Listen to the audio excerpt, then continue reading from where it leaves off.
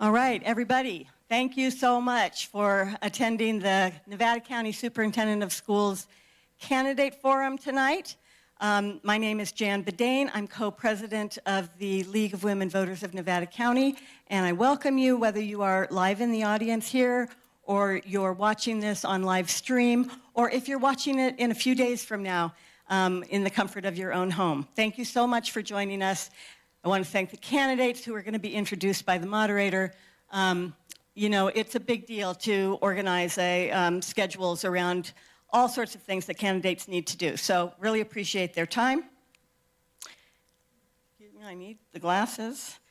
So on behalf of the League of Women Voters, I just want to say that we provide these forums to provide a very safe venue to share ideas and the vision of each of the candidates. And we expect respectful discourse amongst the candidates and amongst ourselves here in the audience as well, even when we're disagreeing. So in that vein, as I asked before, please hold your applause to the end. The League of Women Voters of Nevada County origins go back to 1978. And if you do appreciate our work, those of you out in the virtual land also, please visit our website, www.lwvnevadacounty.org, and consider a contribution to this, because we are a very small league, but we are mighty, we're all volunteer, and it's a lot of work to put these on, and a little bit of money goes a long way. So if you're willing to do that, we appreciate it very much. You can become a member at the same time if you'd like. I want to thank the Root Center, all of our volunteers, Nevada County Media, and at this point, I am going to introduce you to Kathy Jones. Kathy Jones is our moderator tonight. She is a local attorney, and we are in very capable hands. So there you go. Thank you, Janice. Tonight we're here to hear the two candidates for Nevada County Superintendent of Schools, John Baggett and Timothy Reed. It's a 4-year term, and I'm going to give a little narrative about what the Nevada County Superintendent of Schools does. It's an independently elected official who serves as the chief advocate and fiscal watchdog of our county's education system. The primary responsibilities of this office include strategic leadership and governance. The superintendent works in partnership with the Nevada County Board of Education to set the directions and priorities for the County Office of Education. Together, through budgetary determinations, they provide the leadership necessary to support the success of all schools within our county. Fiscal and charter oversight is also part of this office. The superintendent is legally required to approve the budgets of all local school districts to ensure they remain financially solvent. Additionally, they provide direct supervisory oversight for any charter schools authorized by the County Office of Education. And finally, they are responsible for the specialized education services, which the superintendent manages the hub of our regional system, operating essential programs that individual districts may not provide, including regional special ed, vocational training, and alternative schools for at-risk youth. The county superintendent ensures that our entire educational landscape is stable, transparent, and serving every student of the county. So tonight we're going to have a 1-minute opening statement from each candidate, and at the end they each get 2 minutes in reverse order to give a closing. Their questions or answers are limited to 1.5 minutes, and each candidate has 2 rebuttals for the whole forum. The questions were solicited from the community and filtered for redundancy and bias, creating hopefully what are concise questions for the candidates. Time limits will be strictly observed and monitored by our watchdogs here, our timekeepers. The candidates have agreed to all the rules and expectations that the League of Women Voters has presented. And as a reminder, no audience clapping or other auditory responses. We're trying to keep it very civil at this point. At the end, we can applaud. And so, with that, we will hear from John Baggett, who's going to give our first opening statement.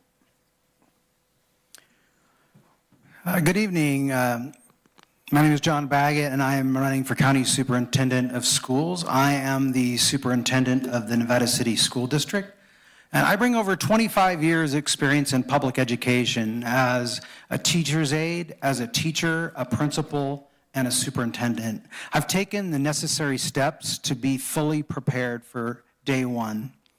Born and raised here, I'm proud to be a trusted leader in this community, working side by side with students, families, and educators, and local partners in our community with our schools. I believe in putting students first, ensuring every child has access to high-quality education, strong support systems, and real opportunities for success.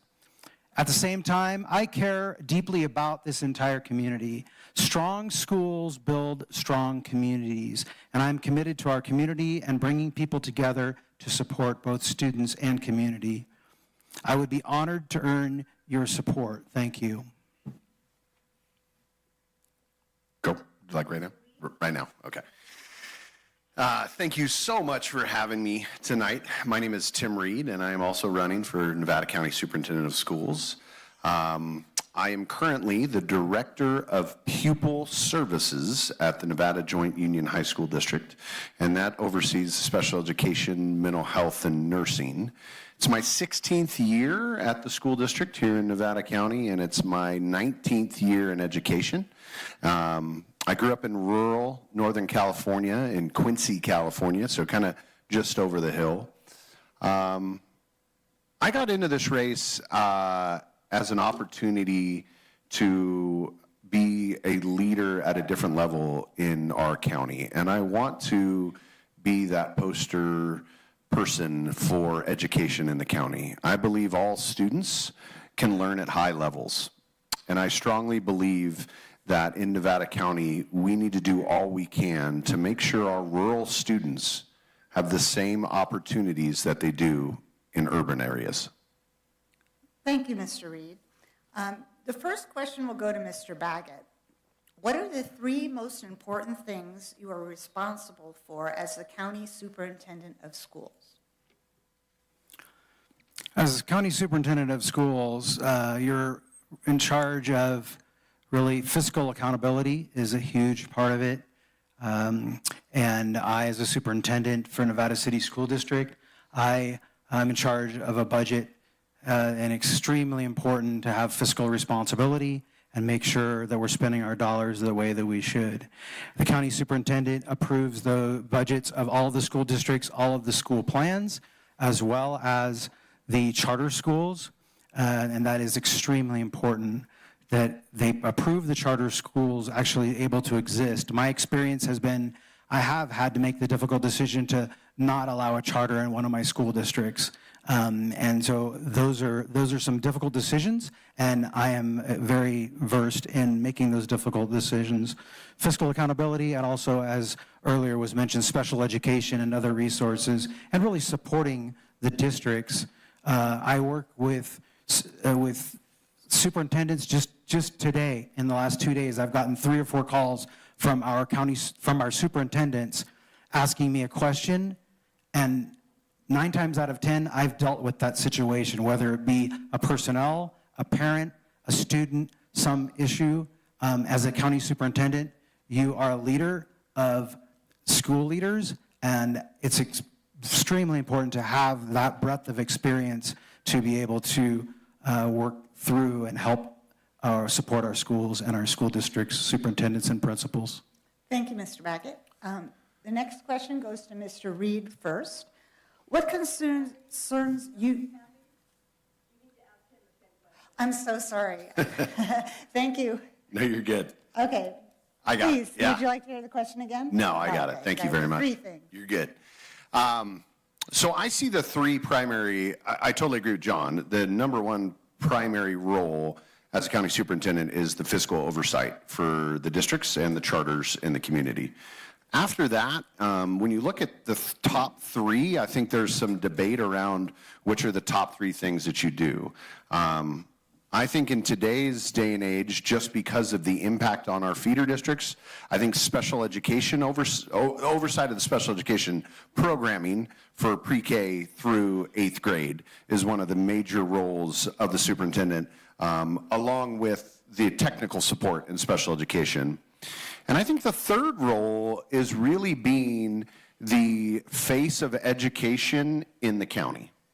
So when you look at the first role, I think John does an excellent job of the overview of what we need to do as a county superintendent is to make sure our school districts are fiscally sound.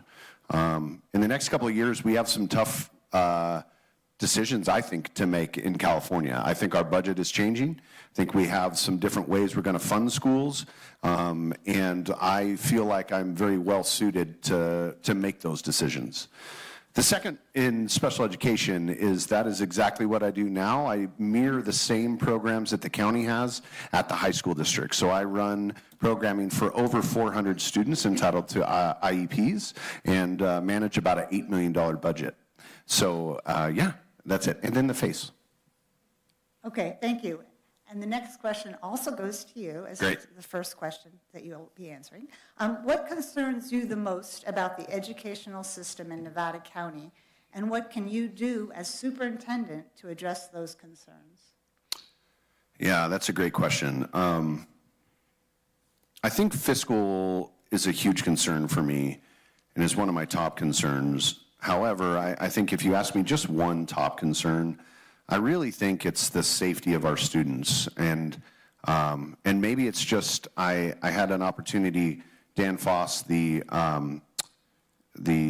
chief of police in Nevada City, is showing a movie around about social media and some of the worries of sex trafficking and some of the things that our students are facing, along with the horrible school shootings and the bullying and the harassment.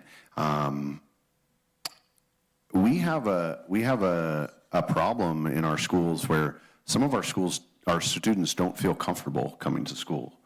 And I think that's a number one thing that as a county superintendent, I think you can lead the charge to make sure our schools are safe.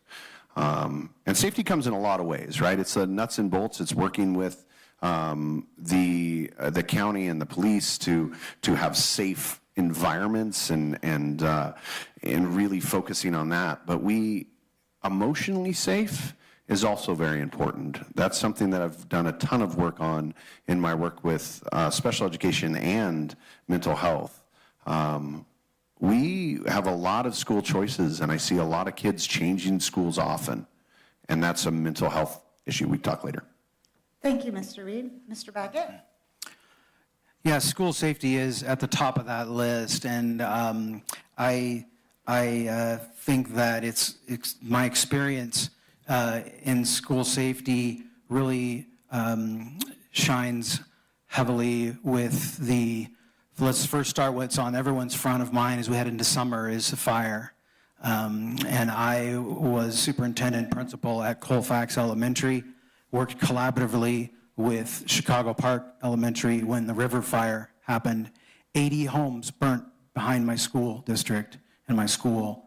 And I brought together the community of Chicago Park and Colfax and Placer County, Nevada County, Office of Emergency Services from the state, insurance commissioner, all into the gymnasium. We closed the school for 1 week to support those families with their mental health and with all the logistics of having your home burned down, bringing in food services and such.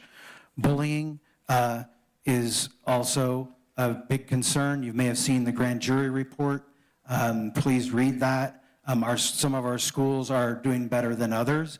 And my schools that I've been in charge of, 90% of the students over the last 10 years, the districts that I've been in charge of, 90% of the families report that they feel safe and they feel connected to the community. So I think one of the biggest pieces that we need to deal with in safety is feeling connected to the communities. And my work with school boards and with the community has proven that. Okay, thank you. And the next question also goes to you. Can you describe the scope and sequence of your career that has prepared you for this position? Yes, so as I mentioned a little bit in my introduction, so I was born and raised here. I went to Nevada City Elementary, right over here, then to Deer Creek School. My wife Katie and I, we were the first class to open Deer Creek School. I went to Seven Hills School, proud Nevada Union graduate, and then I went to University of California at Irvine.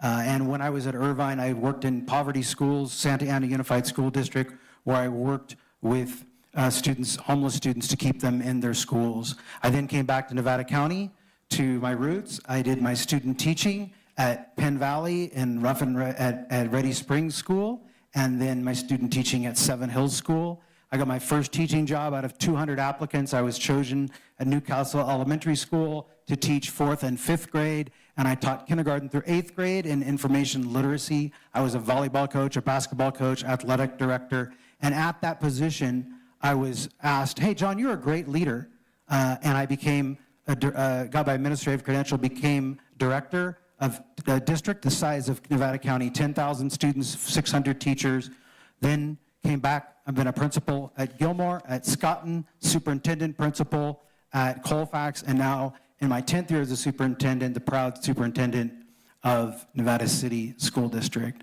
So I think that qualifies me for being the county superintendent of schools. It is not a lateral move, it's a big jump to get to the county superintendent, and I'm well prepared. Thank you. And Mr. Reed?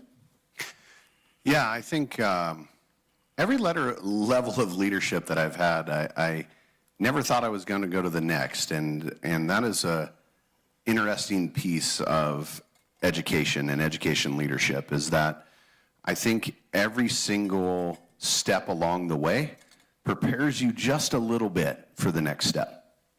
And my education really started around the dinner table with my parents, who were both educators, talking a lot about students. And I never thought I was going to go into education. And as I went to Chico State and did my undergrad in agriculture business, worked in the agriculture business industry for a couple of years, and was drawn back to education. And when I went to Cal Poly for my master's in teaching credential, there were teacher educators on the campus that said, Tim, you have something there that's going to resonate really well with kids. You need to do this. And so that's what hooked me. I started my teaching career at Esparto High School and a poverty school. And then I quickly got hired at Bear River, where I was a agriculture education teacher that prepared me for the next level of leadership through running programs, winning a national title, doing really great things at that Bear River school that I'm really proud of. And as I went on, I went to assistant principal. And if you look at the scale of assistant principal at Nevada Union, I dealt with as many students as big schools. So, and then went on to district. Thank you very much. The next question will go to you first, and these questions concern the budget. California school districts are currently navigating a complex fiscal landscape marked by declining enrollment and end of one-time state and federal funding. What is your assessment of the current fiscal health of Nevada County school districts, and what specific strategies will you implement to ensure long-term sustainability while protecting student programs? Yeah, I agree with the question in terms of the outlook for California budget is grim. And it's interesting because as much as we say it's grim, we get reports now that actually revenues are higher than expected. And so that makes for a really difficult budgeting process. And that's where these one-time funds continue to be put into our schools, which, you know, on a tangent, I think that's one of the things that Scott Lay has done an excellent job of doing in the role that he's doing now, is the advocacy at California Capitol in terms of talking about things like the detriment of one-time funds. Because one-time funds are really difficult for our schools to budget for in an outlook of 2-3 years, where we have to put together a qualified budget or a budget that's going to balance. And as the county superintendent, I have to put my stamp on that. I have to say that we're there. So I do think that we have some struggles going forward with the current ADA model. There are some good things. Economic Resource Council, a lot of economic forecasts are showing our county to actually not lose population growth and maybe even gain a little bit, so that is positive. However, I think the biggest concern that we have is the COLAs that are below the cost of living adjustments that are below what our school needs to pay teachers what they need to get paid to do what we need to do. Thank you, Mr. Reed. And Mr. Baggett?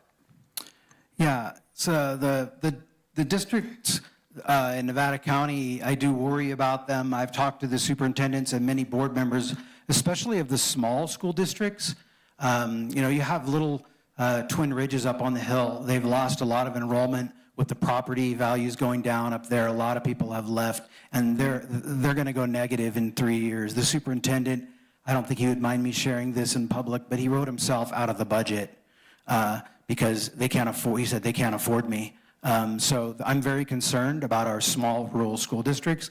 I am part of the Small School Districts Association Superintendent's Roundtable. I've been a part of them for 10 years, and we meet weekly on Zoom. There's about 200 or 300 of us in that group, and the superintendents talk about the issues that we're dealing with. Yes, the budget statewide looks bad, but there's a Prop 98 guarantee that we get a large amount towards education, which is very fortunate for us. In my experience, I have provided school districts in serious financial distress, struggling budgets. I've rebuilt them and got them out of a negative budget. I have extreme experience at that. There may be some needs for us to combine positions. I don't want to say it out loud, but I'm going to say it out loud. Many people have asked me, why don't we combine some districts? I'm not a big fan of that because I like our supports, but maybe with pieces like Community Roots, the scratch food that we're providing for 10,000 kids, those kinds of collaborations, we can save money and support our schools. Okay, here's another question for you on budget. Employee salaries and pensions are the largest expenses for our schools. As enrollment declines, how will you help districts balance the need to pay competitive wages with the need to fund long-term debt? Additionally, would you support requiring a plain language financial report on district websites so the public can easily track these costs, salaries and pensions? Yes, it's a big issue. Our pensions and salaries are concerned, but the biggest concern right now that we have is healthcare. And I am on the schools insurance board. I'm also on the executive board where we represent not just our local schools, but schools throughout several counties. And we are really struggling with that. A 58% increase, some of our staff will be seeing their entire paycheck go toward healthcare.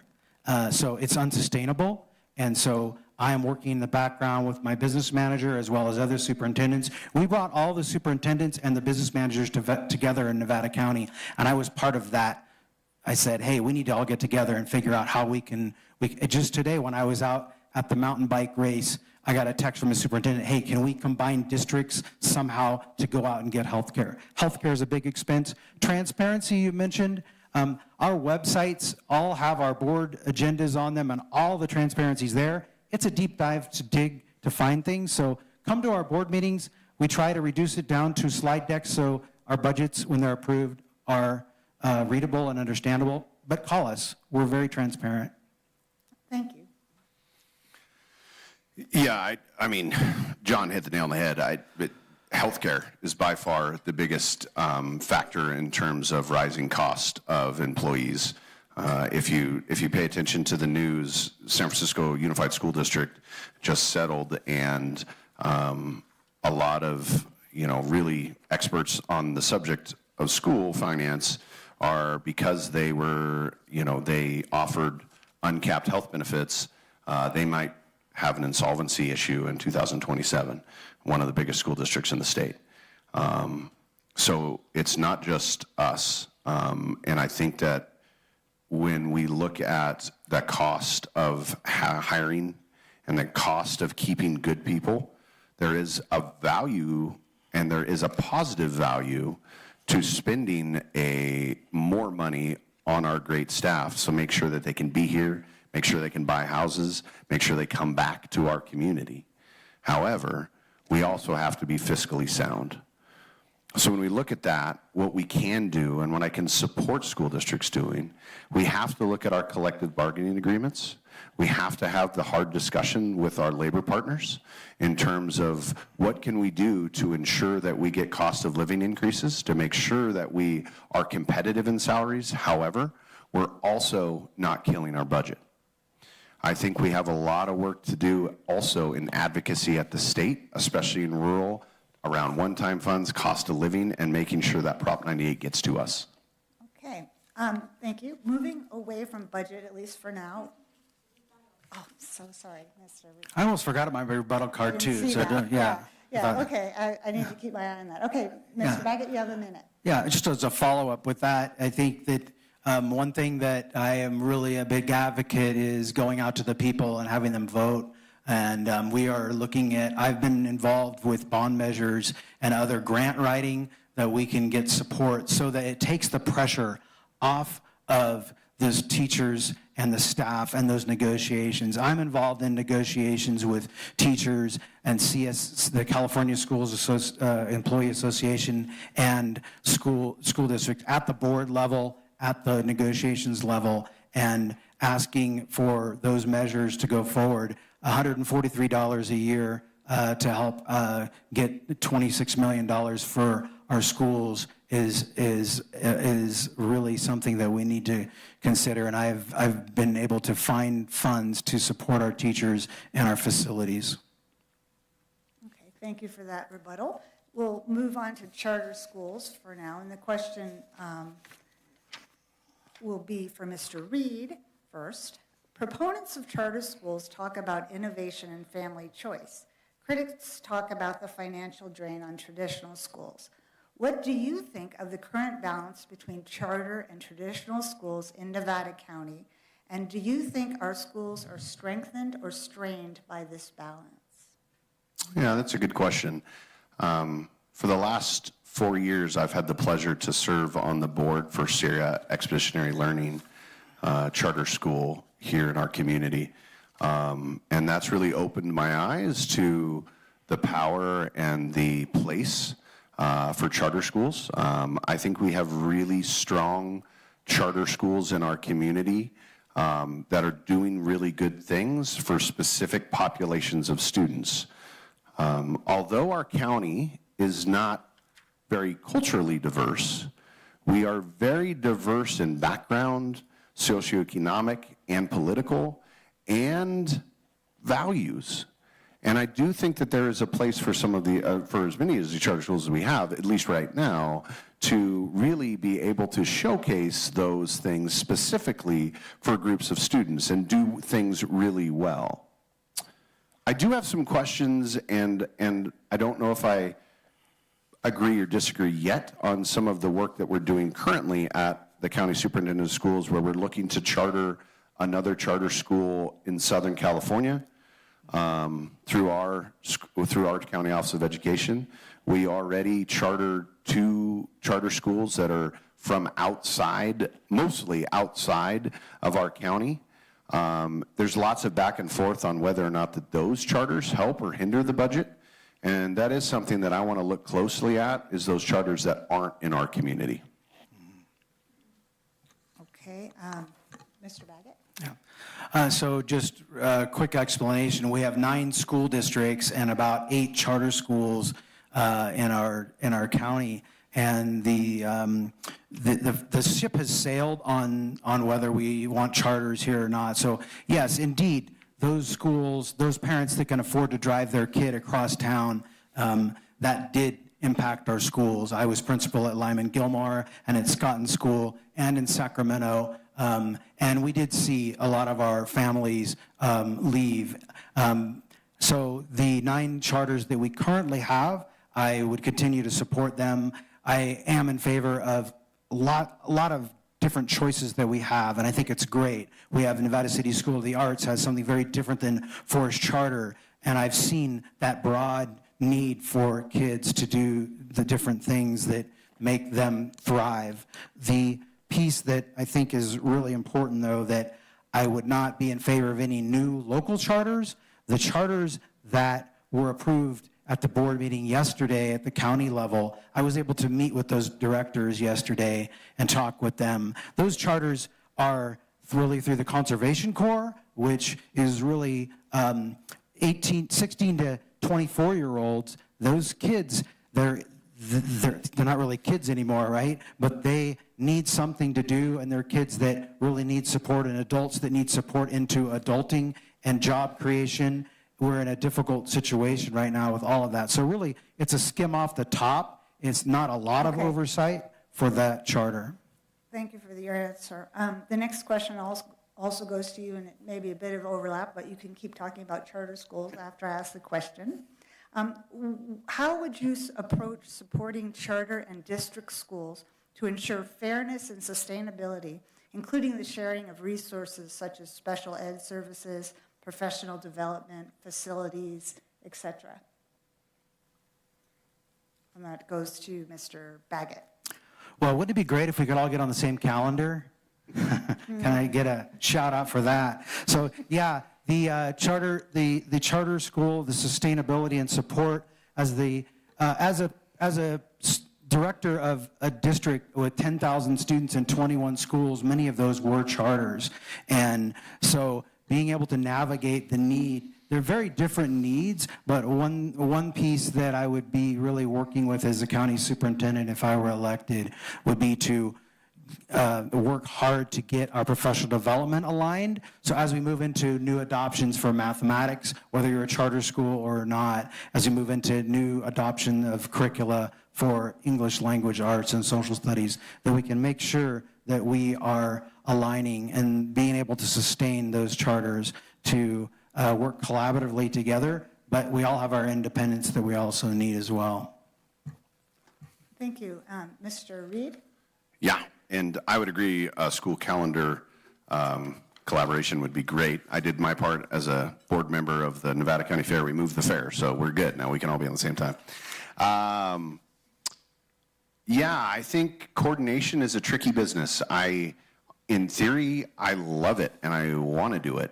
And I would double down on what John said is if we can collaborate, and being at the high school district, I have seen all 9 districts and all 8, and some of them don't have feeder schools, and most of the 8 charters that have come and fed into the high school district. And there is a lot of variance in the academics and in the, really the school, the school cultures that they've come from. And we talked about the positives about that. However, there's some areas that are negative in terms of are all students really having the opportunity to learn at high levels at the grade level that we are looking for at the high school. And so to John's point, I think it's spot on, is that collaboration in picking curriculum and focusing on curriculum, having collaborative conversations. That is something that our county superintendent of schools can do. Another branch that we haven't talked about is the technical support and the education support that the county superintendent of schools office can give, and that could help in collaboration. Okay, and the next question will also go to you, Mr. Reed. Policies regarding availability and use of cell phones and social media at school is a key issue for a lot of parents. What restrictions do you believe are appropriate, and does the superintendent have any influence on this matter? You might have to get the hook ready because I'll go off on this one. You got to really get me off the stage. This is one of my hot button topics. Again, I want to bring up if you are a parent or an adult, I'm not sure it's really geared towards students, but if you're an adult in our community, I would recommend going and looking and watching The Perfect Stranger, the movie that Dan Foss just brought. It talks a lot about the effects of social media around sex trafficking and some of the really dangerous things that are happening in California. California being a hotbed for much of that. But if we look out at our partners across the world, we are behind. If you look at Australia, if you look at some of the European countries, we have to ban social media, and we have to ban it now for students under 16. And we have to have cell phone-free schools. And I 100% think that the Nevada County Superintendent of Schools can be the person leading that charge. If you ask me at any time, I do not want students with cell phones in the classroom. Smartphones specifically. Cell phones, dial phones, I'm not so worried about those. I am worried about smartphones. We have a dysregulated student population right now because of the dopamine sickness that is coming from social media and other online ways that our students are interacting that are extremely negative. Okay, Mr. Baggett? Yeah, this is a big topic, and it's not just cell phones, but it's, let's just call them screens.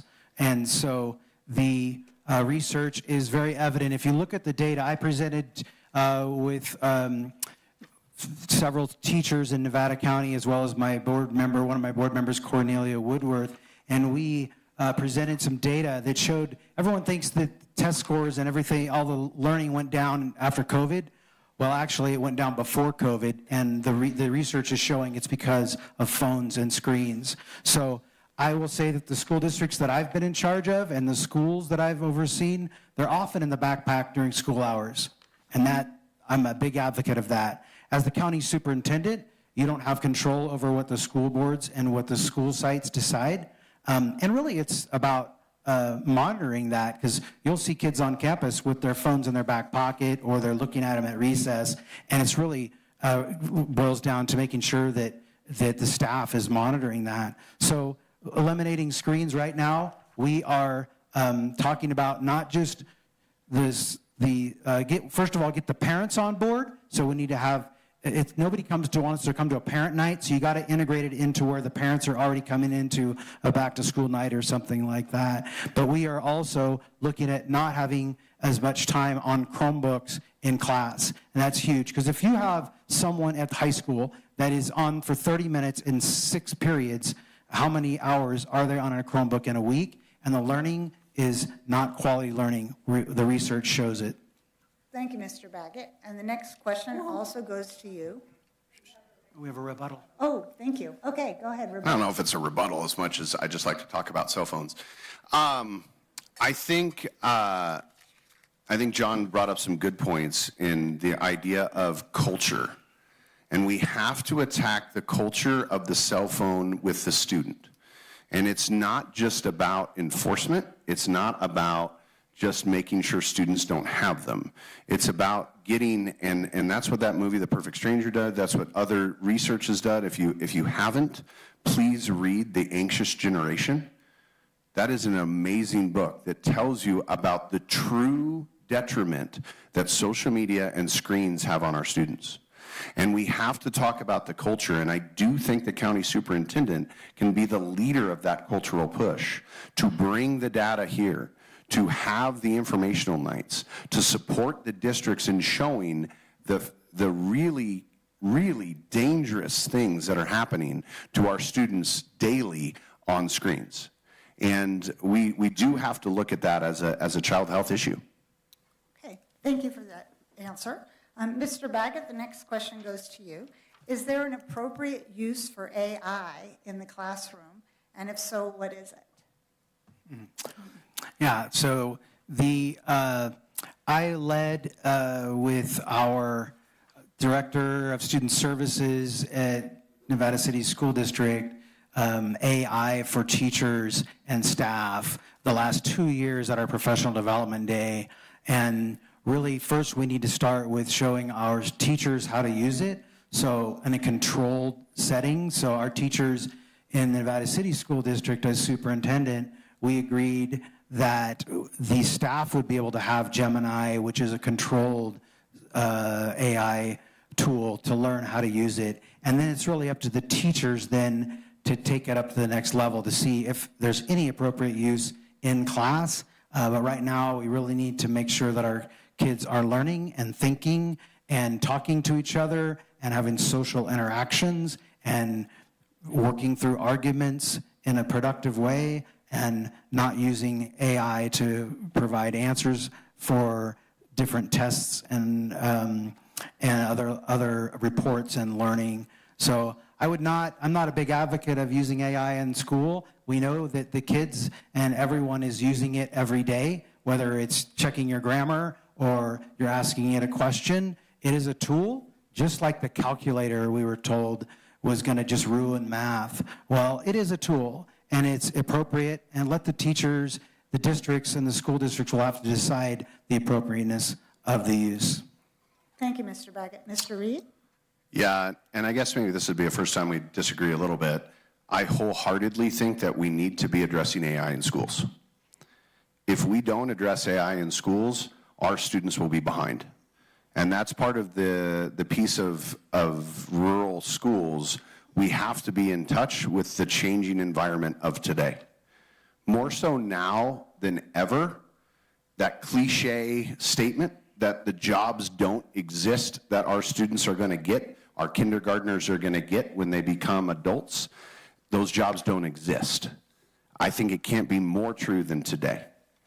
And additionally, we are losing many entry-level jobs daily because of the efficiencies, the changing business atmosphere with AI.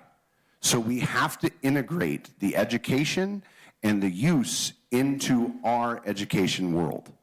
Now, I 100% agree with what John said in terms of things like all the way down to pre-K, play, and real authentic conversations, real authentic face-to-face communication for our students has to be at the forefront.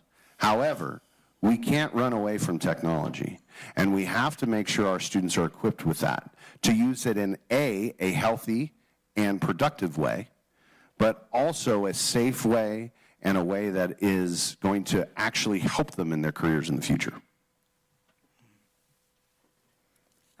Thank you. The next question is, That's okay. rebuttal? That's okay. You can use, That's okay. no? Okay.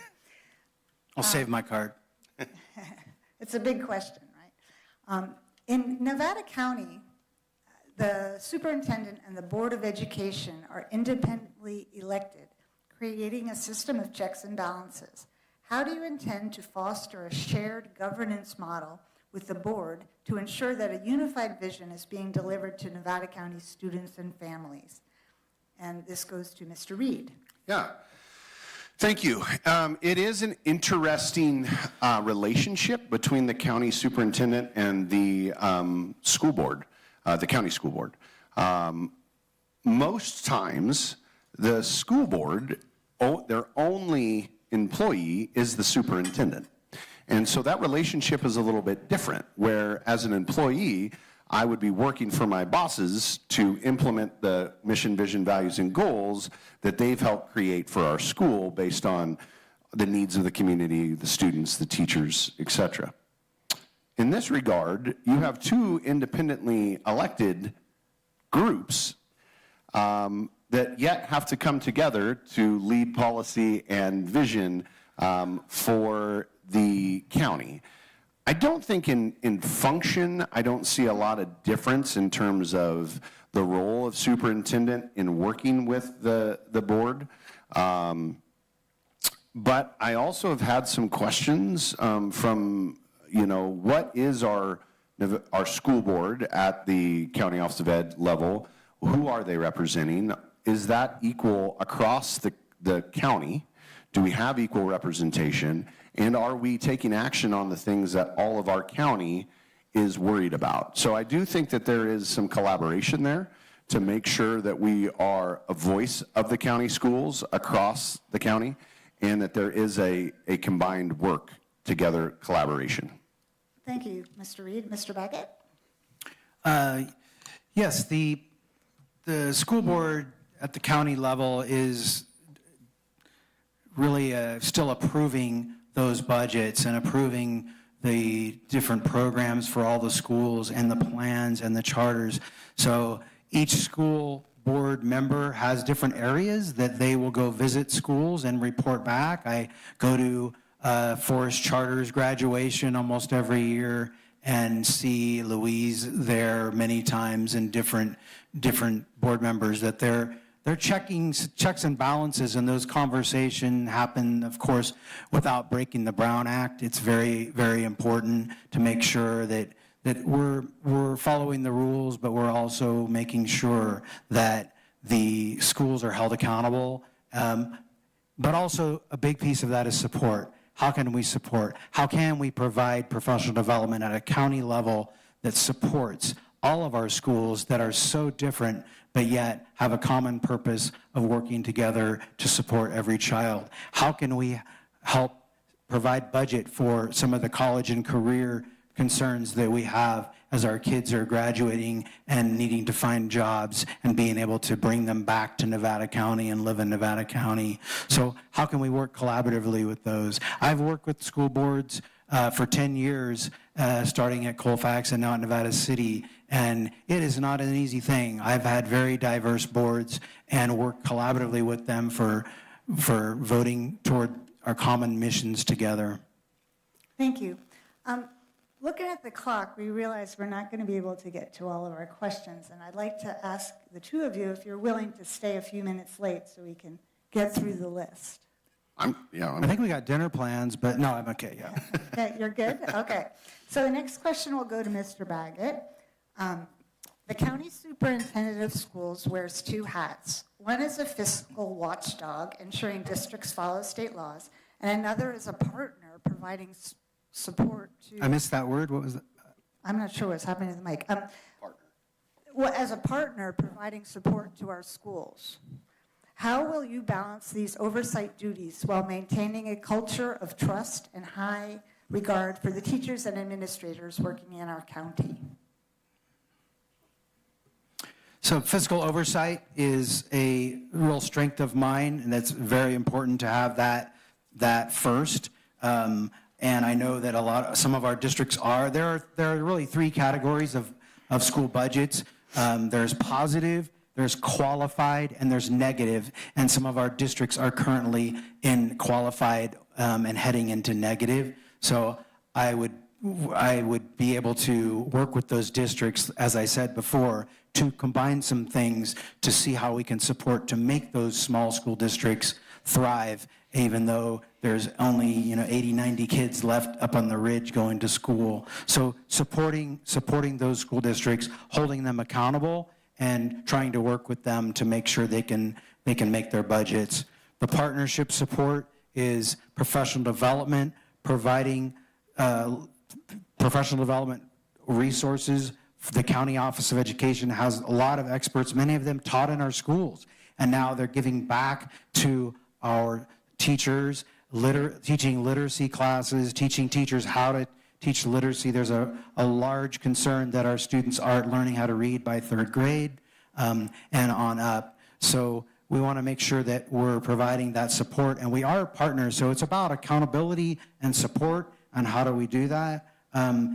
I've built trust in my positions, and if you talk to anyone that has worked with me, it's all about trust and having those teachers trust that they can count on me to provide that fiscal and partner support. Thank you for your answer.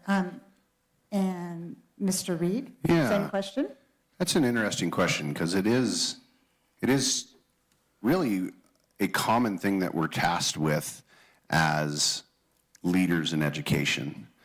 Not only do we have to really make difficult decisions and work with districts at this level, at the county superintendent level, it'd be districts, but on day to day, I'm working with teachers and programs, and you have to make difficult decisions around that, yet still be there to support the individual.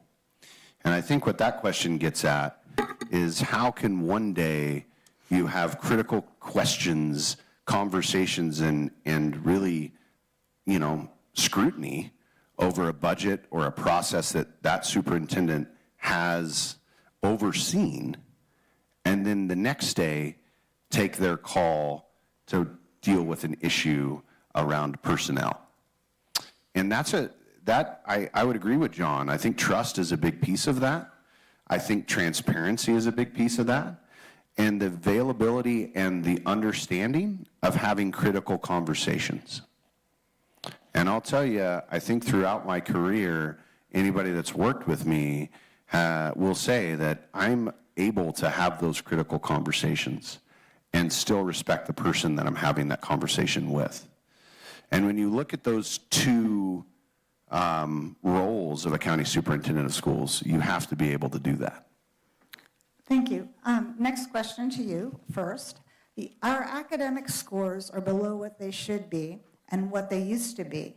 How do you propose specifically to work with our schools to close the academic achievement gap for our students?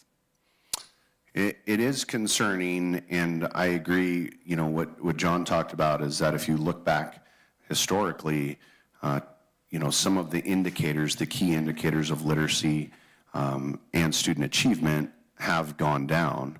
And some of those ones aren't just the test scores. It is graduation rate, it's attendance, it's ADA.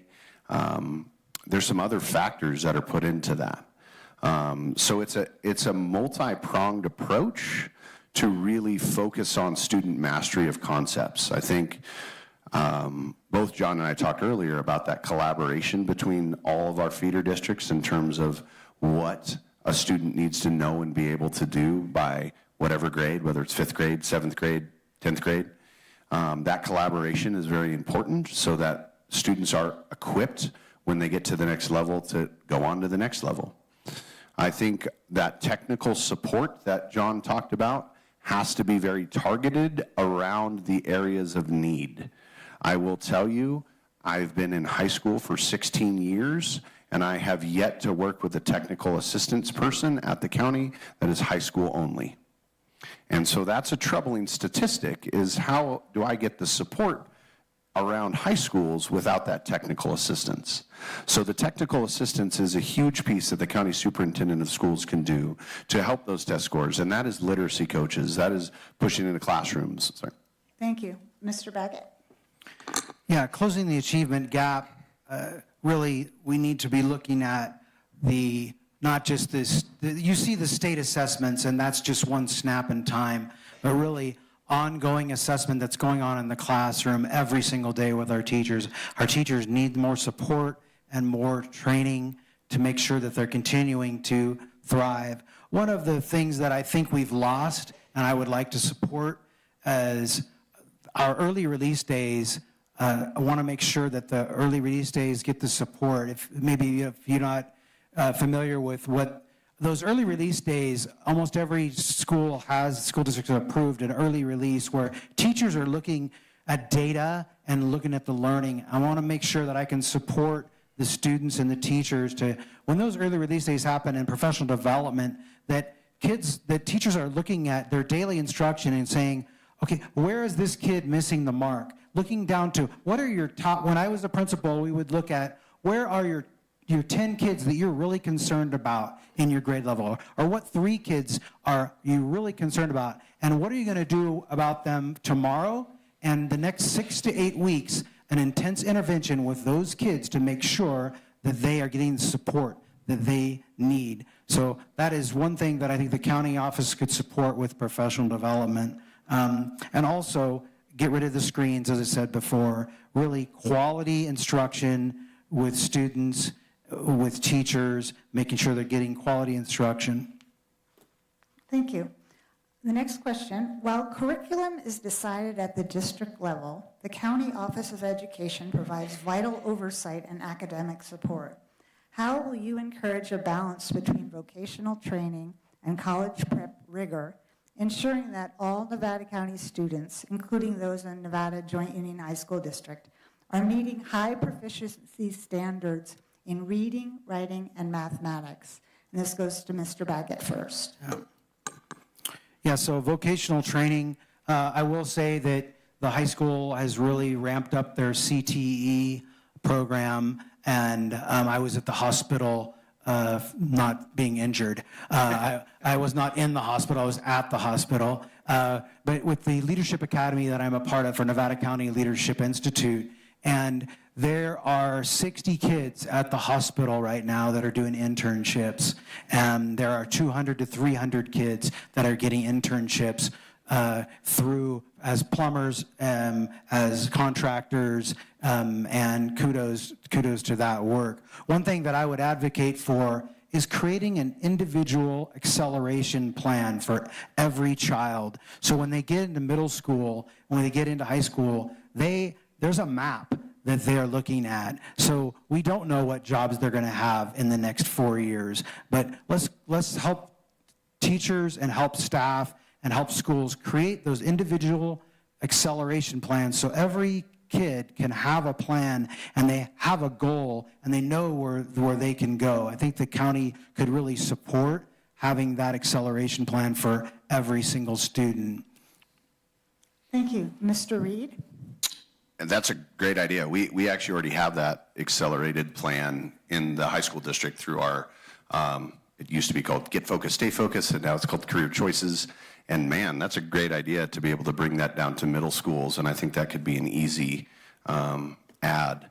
I will say, and I guess the only thing I would differ from John on that is I won't say we haven't ramped up CTE. We've always supported CTE in this county.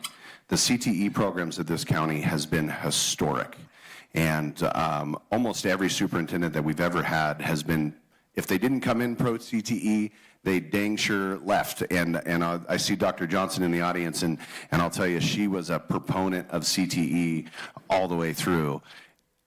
I think we have to really have difficult and critical conversations as a community of what is the portrait of our graduate at the end, whatever school, charter, or Nevada Joint Union High School District. What are they gonna be?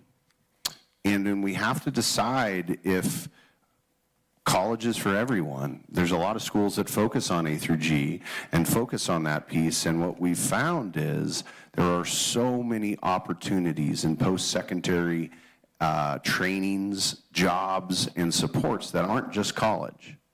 And so we have to have a critical conversation that if we're focused on careers, where does that start? Okay, I see the rebuttal card. Mr. Baggett. The Bicycle Recycle Project at Seven Hills is an example of it's never too young, starting in 4th, 5th grade, to learn how to something that you like. And a quick story that we have a student that went to college, and I met his dad one night, and he said, "What do you do?" I said, "I'm the superintendent." And he said, "That's a terrible job." And I said, "No, it's actually a great job. Let me tell you what I did today." And we just gave 50 bikes to Loaves and Fishes and repaired bikes downtown Sacramento to the homeless. And he said, "My son was in that program. He went to college, and his first year in college, he called me saying, 'Dad, I do not want to be here. I do not like this. I want to go back and turn a wrench somewhere.'"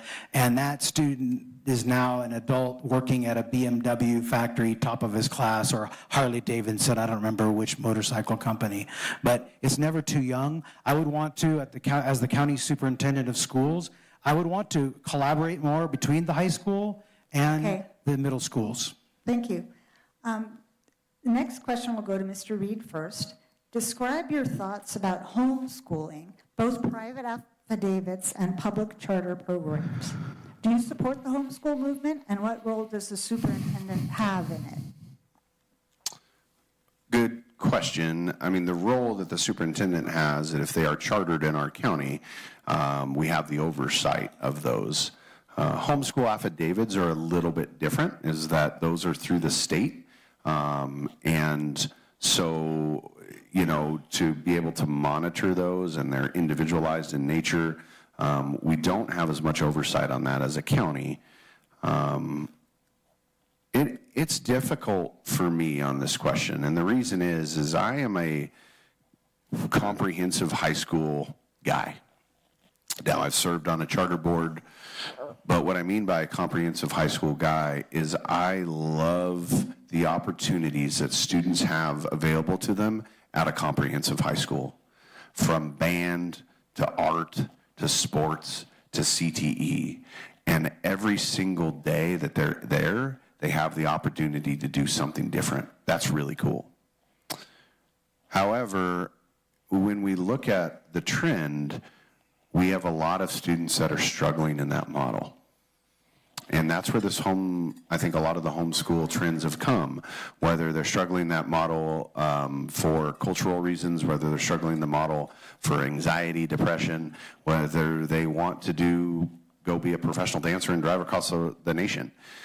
So I do believe that there's a place for that. However, I want to merge those two and try to get them on the campuses. Thank you. Mr. Baggett? My wife, Katie, is a homeschool teacher, and there are stories where I've known some students that were just not able to be at a comprehensive school. One example, a student was dropping out 11th or 12th grade, just wanted to be a mechanic, and Katie met with that student and said, what about if we meet at anytime, 7 a.m., get him a mechanics magazine. The kid graduated from college, was able to work at his family's business, and graduated from college at the same time. That's an example of that kid was not going to excel at a comprehensive school. So it's very individualized. As principal at Lyman Gilmore, however, it was very frustrating when people would leave and go to an independent study school, or they would say, I am going to start my own school, and it's called Turtle School. As a private affidavit, that's not a lie. And I get that kid back about 3 months later, back at Lyman Gilmore, and then I am accountable right now we're getting ready for CASP testing, for state testing. And if we get 5 students that we haven't seen in 8 weeks or 4 months, and now we're having to give them the test, and yet we're held accountable for them, so I'm not in favor of them.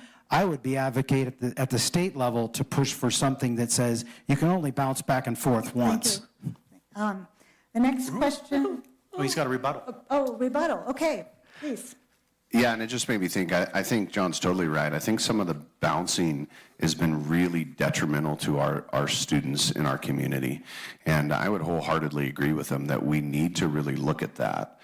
However, back to the core of that question, what I've been thinking here is that what ways can we ensure that as a county superintendent and as a county that we can meet with those home study programs or students that are in private school affidavits and ensure some of those academic rigor and those benchmarks, because that is a struggle. When we get them from some of the schools back and some of the national online homeschools, some of the state online homeschools, their academic achievement has sometimes been lower. Not all the time, but sometimes. And I agree with John, the level of intervention that we have to do to get that student to grade level is great. So I do wonder is how we can partner with those homeschools. Okay, thank you for the rebuttal. The next question. Special education services are vital and legally mandated, yet they often present significant fiscal challenges for individual districts. How would you leverage the County Office of Education resources to create more sustainable and equitable delivery models for special ed across Nevada County? This goes to Mr. Baggett first. Well, first it has to start at the board level. I am on the Superintendent's Council for the SELPA, the Educational Local Area Plan, so the 9 superintendents and 1 charter representative. We have worked hard on this issue. We have a bill back of millions of dollars for, rightly so, these students need the services, but the cost is astronomical. And so at the board level, I've actually the first district to pilot this program where we have our own students in our own program that we are bringing back some of those students without breaking the bank at the county level. We are bringing back students and serving the moderate to severe students in our own classes. The issue that we have is that if you do have the smaller districts like Chicago Park, Clear Creek, and Twin Ridges, they cannot serve as well those moderate to severe students. And they can't afford.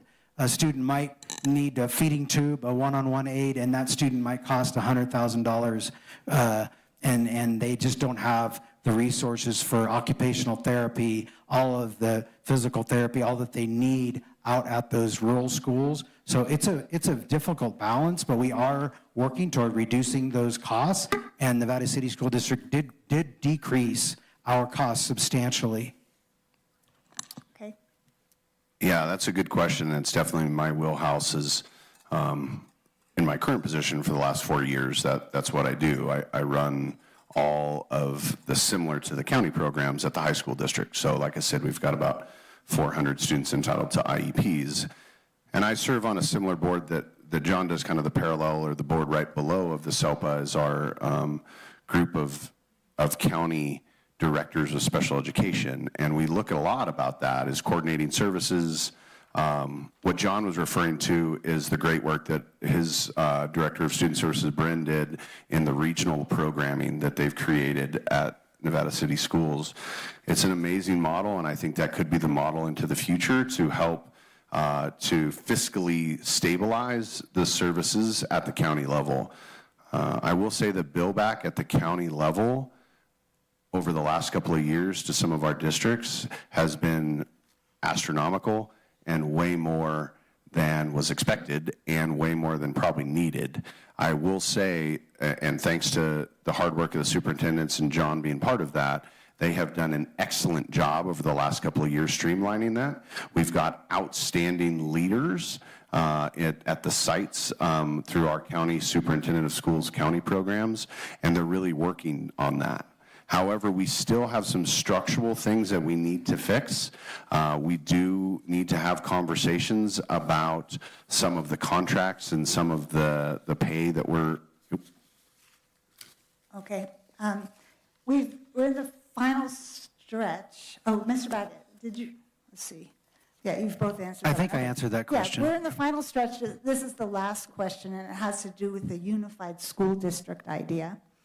Nevada County has approximately 11,000 students spread among 9 school districts and multiple county programs and charter schools.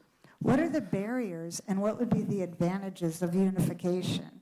And what would you advocate for? This goes to Mr. Reed first. Yeah, I get this question quite a bit when I'm out talking to people, is why don't we unify? I will say there are some really positive first steps to unification in our county. The work John and the superintendents have done in our JPA for food service, it's not only historic for feeding students, but it's a historic first step in unifying a whole county. And that's really been tremendous work. That could be the first step in unifying the community. We've also done that with transportation, and we've got some positive models there that show we can unify in ways.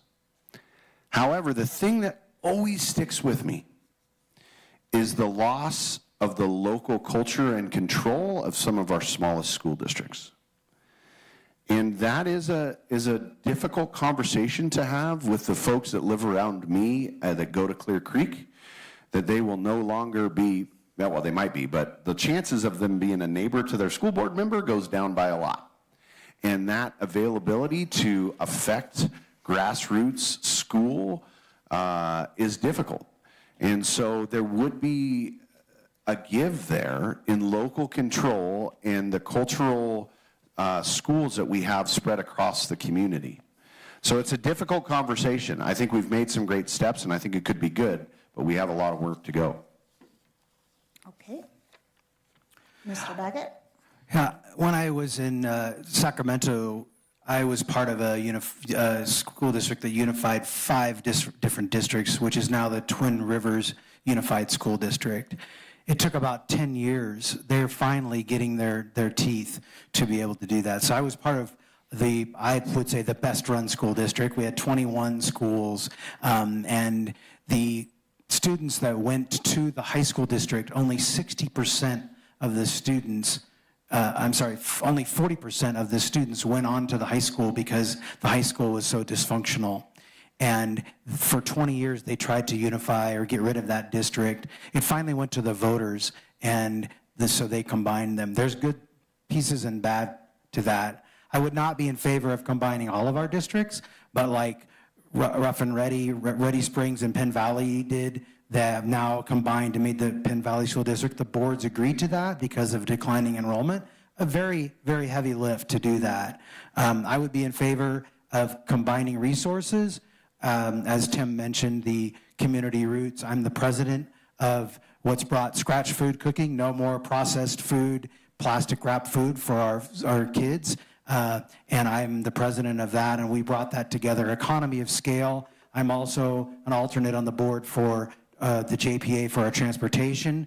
We contract with Durham Transportation, and it's no surprise to Durham that we are looking at every penny because it's extremely expensive, and I would like to lead a charge to reduce those expenses and possibly do a JPA where we provide our own transportation. Okay, thank you for your answer. And that brings us to closing statements. And Mr. Reed, you can go first, 2 minutes.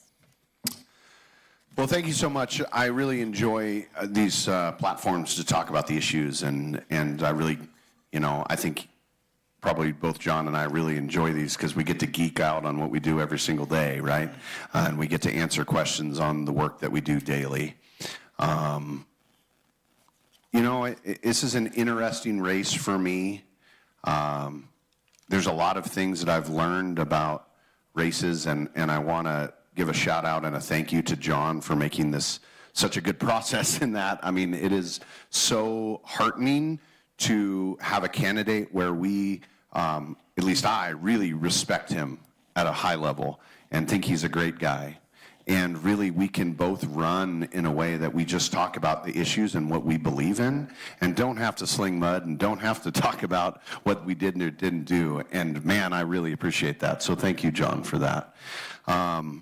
There are other parts of running for politics that, man, I don't like, and I've learned that. And there's some things that are weird to me. I mean, one of the things for me is that you won't see, I didn't ask for endorsements. I don't feel comfortable doing that with colleagues. That doesn't sit well with me. I really want to run on my resume and what I've done and what I can do or what I believe I can do. I want to do this job. I'm a long-term resident of this community. I own a cattle business in this community. We want to be here. And the reason I want to run for this is because this is a pinnacle. This is the top job in town. And this is something I believe I could do really well at and do really well at it for a long time. But also what's heartening as well is I love my job now.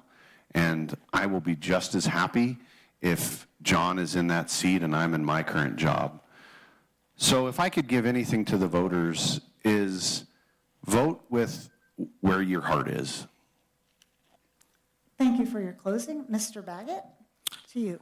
Thank you, Tim, for those kind words. I appreciate the collaboration as well.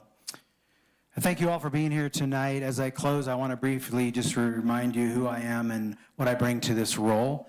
I've spent 25 years plus in public education as a teacher's aide, a teacher, a principal, a director of over 10,000 students, and a superintendent for my 10th year, working in Nevada County. We've raised our girls here. I'm part of the community. Throughout my career, I've taken some of the toughest challenges that schools face and delivered results. I have direct experience helping districts recover from serious financial distress, stabilizing budgets, rebuilding trust, and putting schools back on sustainable paths so they can focus on what matters most, our students. I understand the responsibility of protecting taxpayers' dollars and while ensuring schools have the resources that they need to succeed. I also bring experience in school safety, which is very important. I have both in crisis response, just as importantly as prevention, from leading schools through emergencies like the river fire and an active shooter when I was in Sacramento, to strengthening systems and support in student wellness. And I work to create school improvements where students feel safe, supported, and ready to learn. Because when students feel safe, they thrive. And trust is a big piece for me. I am a trusted leader in this county who believes in bringing people together, bringing boards. I have extensive board experience, not just on a board, I'm on several boards, but I report to a board for the last 10 years, and that's no easy task. Bringing families and educators and community partners together to solve problems and move forward with purpose. I will always put students first while recognizing that our schools are the foundation of our community. I'd be honored to serve as a county superintendent of schools. Please check my endorsements are important, a broad spectrum of Baggett. endorsements. So thank you for having me tonight. Thank you. Thank you to our candidates, Mr. John Baggett and Timothy Reed, and we can give them a round of applause now for their participation. Thank you. The league also encourages you to look for your ballots next week and to remember that the last day of voting is June 2nd, and we recommend that you get those ballots returned sooner. And thank you for coming. Thank you. Yay.